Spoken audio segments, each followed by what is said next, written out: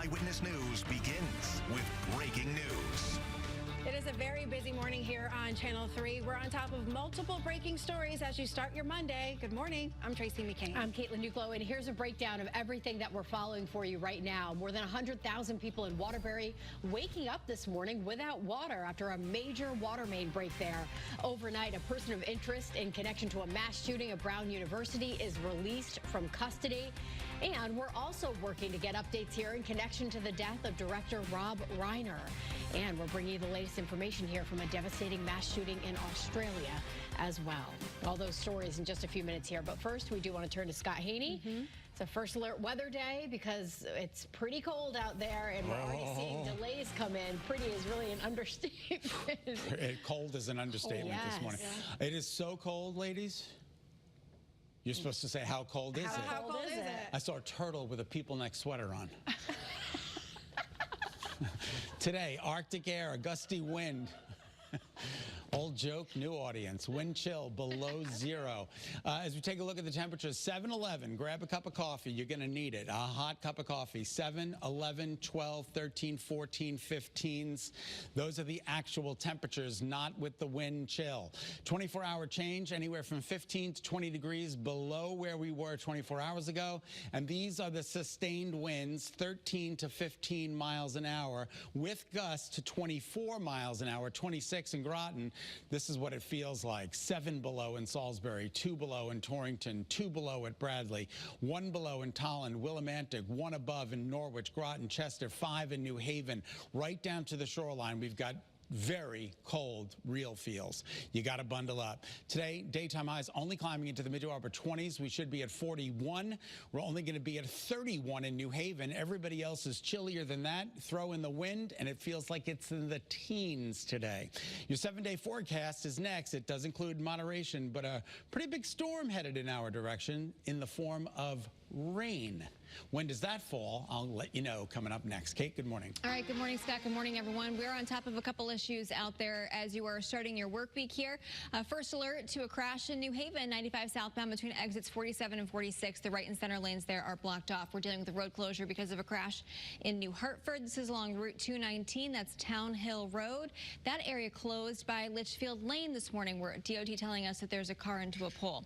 Live look outside in New Haven. We're not seeing any delays through this area, but again, that crash is definitely out there. We've got a call into Connecticut State Police. Rest of the state still pretty quiet in terms of that traffic flow, but again, watch out for any slick spots out there. Could be a little icy to start.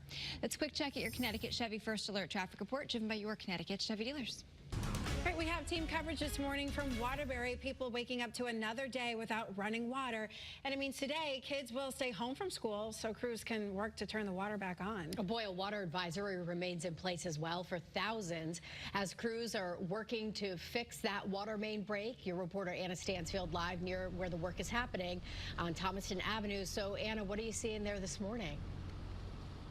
Well, Tracy, Caitlin, crews are getting ready to get back to work this morning, but a lot of work awaits them, and we still don't have a timeline as to when they're expecting to wrap up. I can step out of the way here. You can see water continues to pour out onto Thomaston Avenue, and several massive holes are left behind from the work that crews have been doing for days now. They've been working around the clock, digging underground to get to these pipes to try and resolve these issues. Again, no timeline yet, and frustration is just building among locals.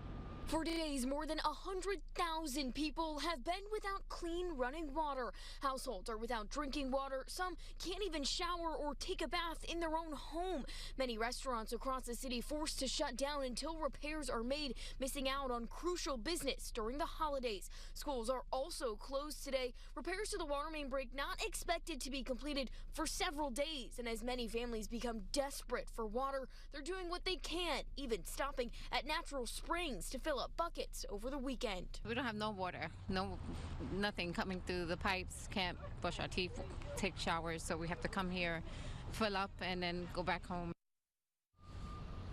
Yesterday, water was restored for some neighborhoods throughout the city, but while crews were out here, they did discover that the work is going to be a lot more extensive than they were originally anticipating. They found new damage, and now they're going to have to rework a plan and redesign it to get under these pipes and try and fix it. Again, no word yet on an exact timeline, but as we continue to learn more, we'll bring you the very latest on air and online. For now, though, I'm your reporter in Waterbury, Anna Stansfield, Channel 3 Eyewitness News. All right, Anna, thank you. As repairs continued, bottled water will once again be distributed today. It takes place between 9 and 5 at Crosby High School and at Municipal Stadium.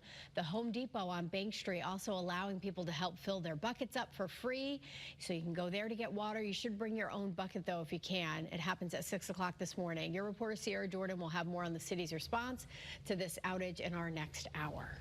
More breaking news from overnight here. A person of interest in the deadly shooting at Broward University was detained and now released. Law enforcement authorities there determined that there was no basis to keep that person in custody. Your reporter Taylor Knight live in our studio now with the latest developments from just the last few hours. So what do we know? Well, this unfortunately is a major setback in the investigation into this shooting that left 2 students dead and 9 others injured. The release of this lone person of interest now leaves police without any known suspects.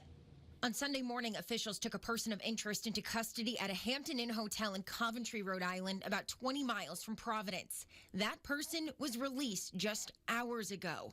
Rhode Island's Attorney General said that although some evidence had pointed to that person of interest, the evidence now points in a different direction. The gunman opened fire inside of a classroom in the university's engineering building during final exams, firing more than 40 rounds from a 9mm handgun. Police say that 2 handguns were recovered when that person of interest was taken into custody, and authorities also found 2 loaded 30-round magazines. Now they continue to follow leads and search for anything that might have been caught on video surveillance. The investigation continues to progress extremely fast. We're in the process of collecting evidence and seizing items that we need to seize, search locations that we need to search. 1 student has been released from the hospital at this point. 8 others still remain in the hospital. So far, police have not identified any of the victims. Your reporter live in studio, Taylor Knight, Channel 3 Eyewitness News. All right, Taylor, thank you. We're also hearing reactions from students at Brown this morning as they just start to cope with that devastating violence. And that includes a student whose roommate was tragically killed. What I do know is that Brown's grieving, I'm grieving. The loss of him will be felt throughout this community because his soul truly did reverberate throughout the community. Again, the suspect's still at large right now. You can stay with us here on air and online for any updates. Our breaking news from overnight, director Rob Reiner and his wife Michelle have died. Officials believe the couple was stabbed in their Los Angeles home. Investigators are now questioning a member of the couple's family in connection to this. Rob Reiner worked on films like When Harry Met Sally and The Princess Bride. He and his wife had 3 children together. We're following developing news here in Australia. A live look at the memorial that is growing this morning right near the site of a mass shooting at a Hanukkah gathering in Australia and Sydney over the weekend. 15 people were killed in that devastating attack. CNN reporting that 27 more are in the hospital this morning. Australian authorities tell us the suspected shooters are a father and his son.